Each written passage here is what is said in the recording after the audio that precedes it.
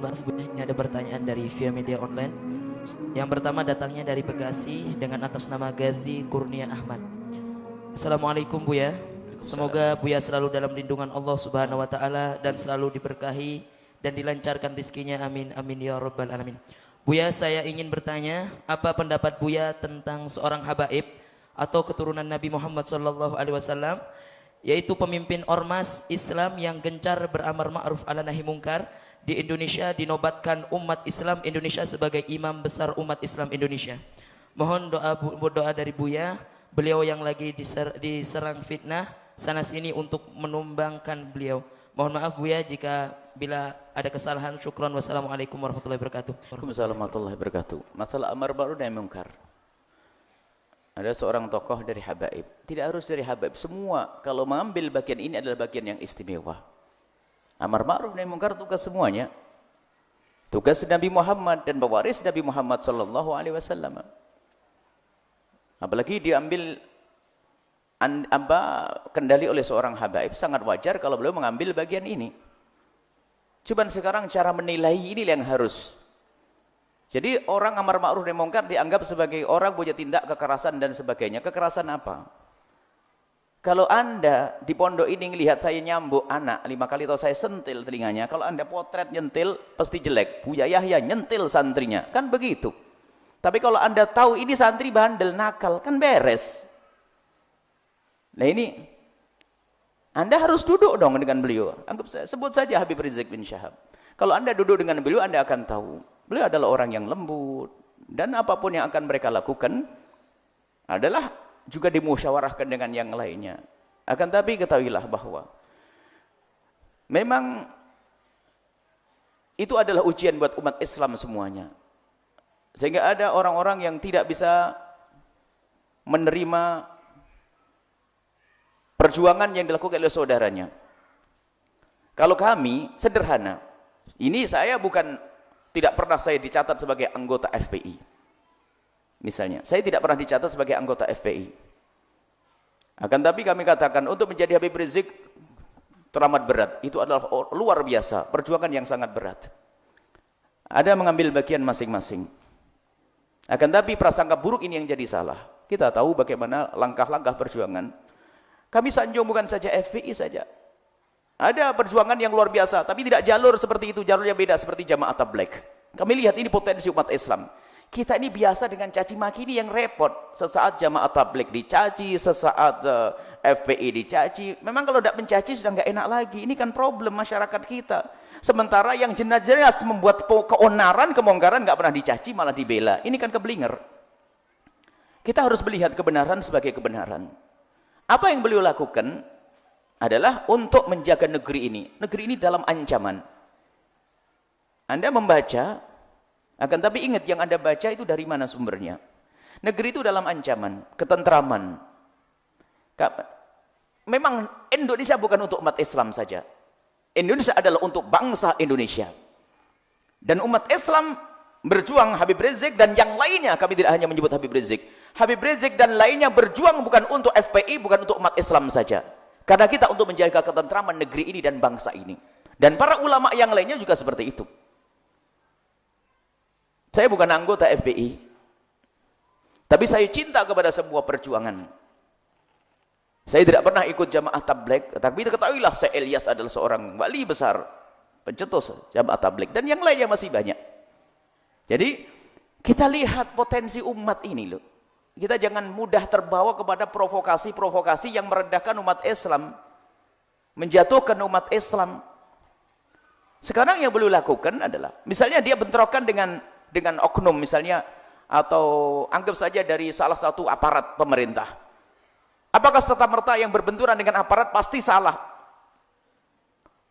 Bisa jadi aparat, tapi tidak semua aparat sama seperti itu. Kan aparat juga macam-macam, seperti umat Islam juga macam-macam kan.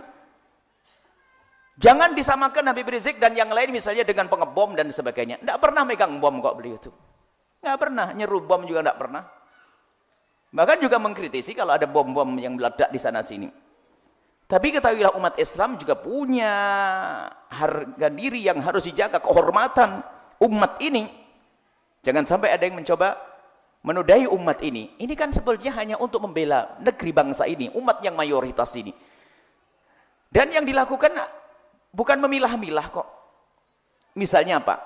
Kalau seandainya ada orang Kristen, kami yakin beliau lembut orangnya, sebab kami juga berkali-kali bertemu, beberapa pernah kita bertemu dan ngobrol juga. Beliau lembut.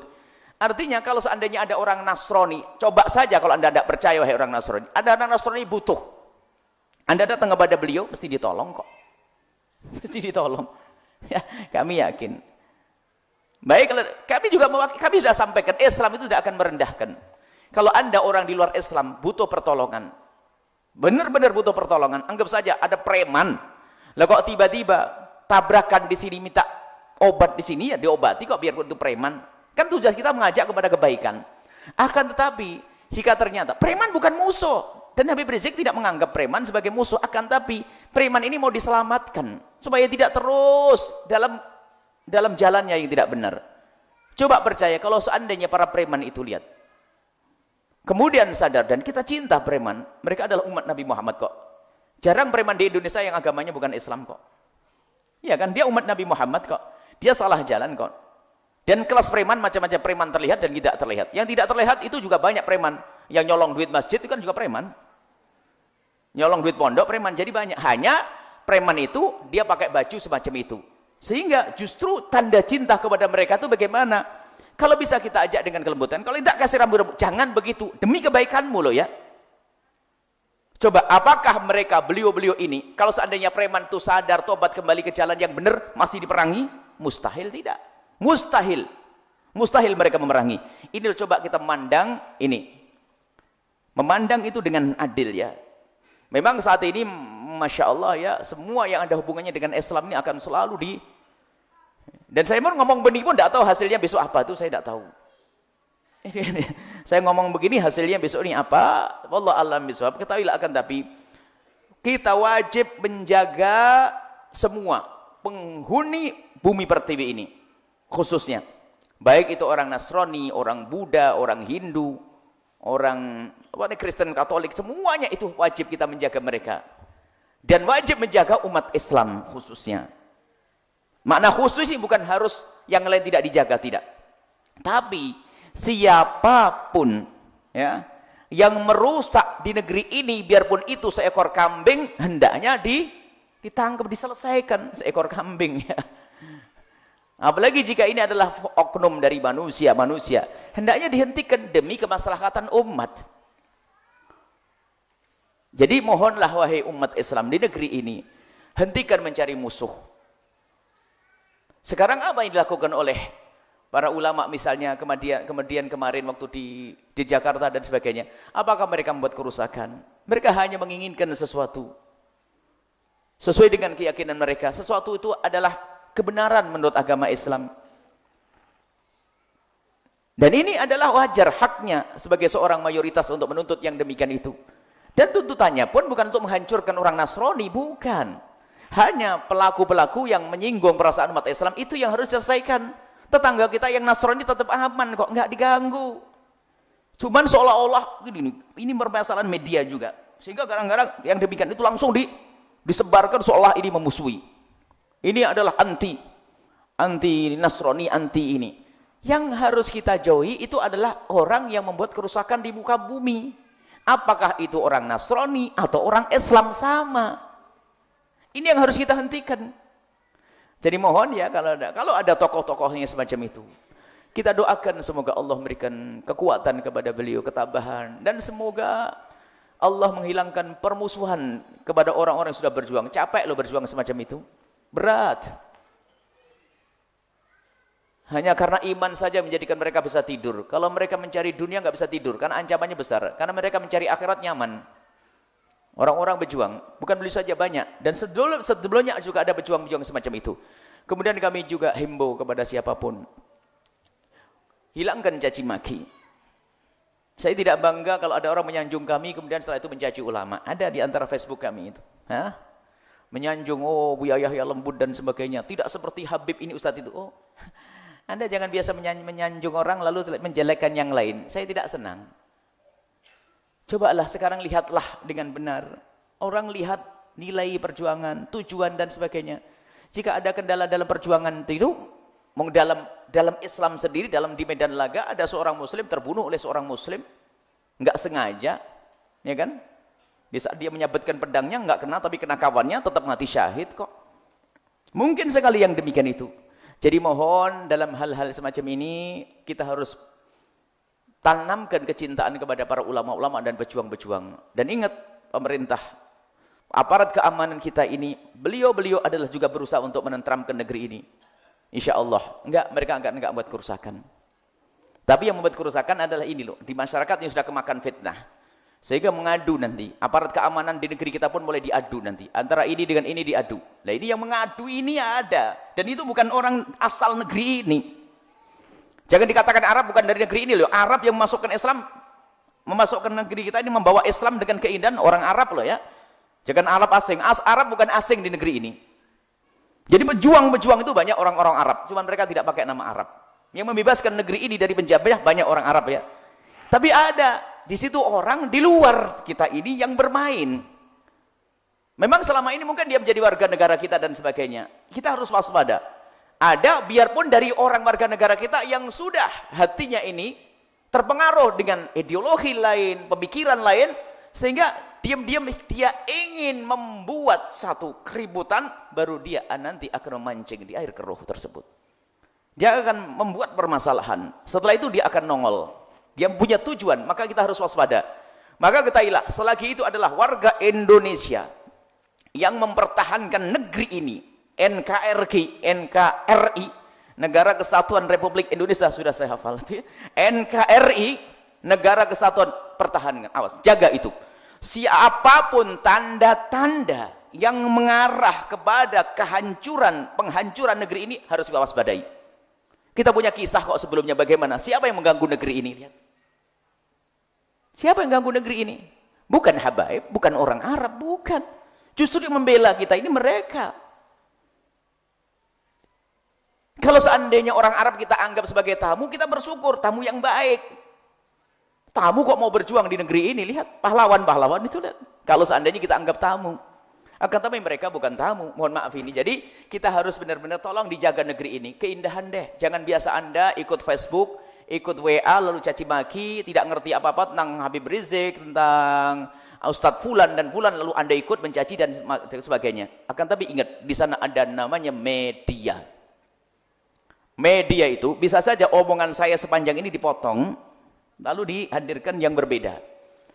Akan tapi kami tetap bahwasanya serahkan kepada Allah Subhanahu wa taala. Insyaallah ya, kalaupun ada orang yang mempelintir omongan kami, kita serahkan kepada Allah Subhanahu wa taala. Tapi tetap prinsip kami adalah kita tidak biasa mencaci. Akan tapi potensi umat Islam di negeri kita ini, potensi bangsa kita ini, khususnya umat Islam ini, tolong dijaga dan dikumpulkan untuk menjaga negeri ini. Naudzubillah kalau ada pertumpahan darah. Kita bawa contoh di negeri-negeri sana. Di Ethiopia, di mana ini lihat. Di beberapa negeri itu pertikaian berdarah yang tidak ada hentinya. Jadi orang itu hanya senang sebulan, setelah itu berantem, ada persatuan berdarah. Di negeri kita ini aman-aman saja. Nah Allah aman, nggak ada perperangan semacam itu. Maka jangan sampai terjadi itu. Nah, beliau ini orang-orang seperti itu untuk menjaga negeri ini dari ini unsur-unsur yang merongrong. Yang akan dipangkas adalah benalu-benalunya. Maka kita doakan semoga para tentara-tentara kita yang selama ini juga berjuang untuk menjaga negeri ini diberi kekuatan oleh Allah. Kemudian para polisi-polisinya diberi juga oleh Allah kesadaran. Semoga kemudian rakyat kita diberi kesadaran. Polisi-polisi kita diberi kekuatan, tentara kita diberi kesadaran akan pentingnya negeri ini. Jadi jangan sampai ada peperangan sama. Dan juga pemimpin kita semoga diberi oleh Allah hidayah. Bimbingan, kekuatan untuk memimpin negeri ini sehingga negeri ini kembali negeri tentram. Dan semoga Allah menghancurkan siapapun yang punya niat untuk menghancurkan negeri ini untuk kepentingan mereka sendiri. Boleh kita mendoakan yang demikian. Kita serahkan kepada Allah. Kalau orang niatnya jelek, semoga Allah hancurkan. Kita tidak mendoakan si A si B. Kata saya ada mendoakan si A si B. Akan tapi siapapun, dan ini ada. Ya Allah, siapapun yang baik untuk umat ini, perbaikilah dia. Tapi yang menjadi sebab kehancuran umat ini, maka jangan hancurkan kami, hancurkan mereka. siapapun yang membuat kerusakan. Dan semoga Allah memberikan kekuatan orang-orang seperti Habib Rizik dan lainnya, termasuk juru-juru dakwah dari saudara-saudara kita dari jamaah tabligh yang masuk kampung-kampung, karena kami juga banyak pengaduan dari jamaah tabligh, juga ada yang memusuhi di sana sini, dan memang juga kritik ke dalam juga perlu. Memang ada orang-orang dari FPI misalnya satu dua yang terlalu bersemangat, kemajuan sedikit sehingga nyundul nabrak orang, itu juga person yang seperti halnya jamaah tabligh ternyata terlalu berlebihan sampai kurang adab. Ini kan bukan dari organisasi itu, hanya satu orang dua orang yang membuat kesalahan. Jangan dianggap langsung jamaah tabligh salah atau dikatakan FPI salah, bukan. Jadi kita harus kembali kepada bagaimana FPI didirikan, kemudian jamaah tabligh ada, dan yang lainnya. Banyak contoh yang lainnya sebenarnya, kelompok-kelompok kadang-kadang mewakili pondok pesantren atau ormas-ormas yang lainnya. Tapi ingat, ketahuilah, umat Islam itu hendaknya segera berbenah diri, merapatkan barisan, lupakan permusuhan, kebencian, dan ingat, jangan biasa mencaci. Dalam keadaan apapun, Anda tidak boleh ikut-ikut dalam caci mencaci. Apalagi orang yang lagi sholat jangan diprasangkai buruk, orang yang lagi berjuang jangan diprasangkai buruk. Beliau tidak melakukan keonaran di negeri ini. Kalaupun ada informasi-informasi katanya dia merusak di sana, merusak di sini, merusak di sana, Anda cek langsung apakah betul kisahnya semacam itu. Nah ini kalau Anda bisa mengecek, kalau tidak, lihat, nggak mungkin dan nggak menyetujui kok. Kami bertemu dengan beberapa orang yang mereka juga nggak setuju dengan cara-cara semacam itu. Dan jangan dinisbatkan kepada lembaga tersebut atau ormas tersebut. Anggap saja semoga Allah menjauhkan. Misalnya ada santri yang bandel di luar.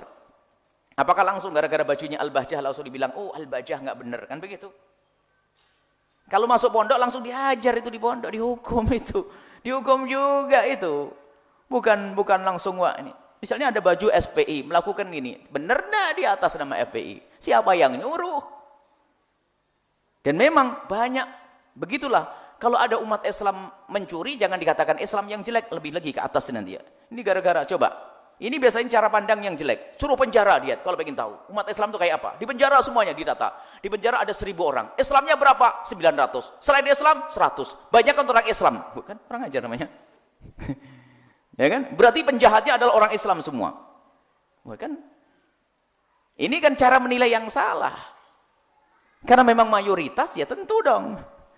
Kalau kita pencuri, kalau ada pencuri ditangkap, pencurinya muslim, kan begitu.